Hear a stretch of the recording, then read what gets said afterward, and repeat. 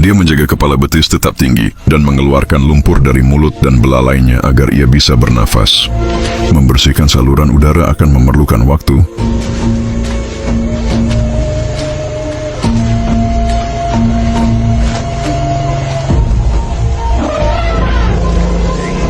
Salah satu meminta bantuan ke gajah lain untuk menyisir induk anak gajah itu.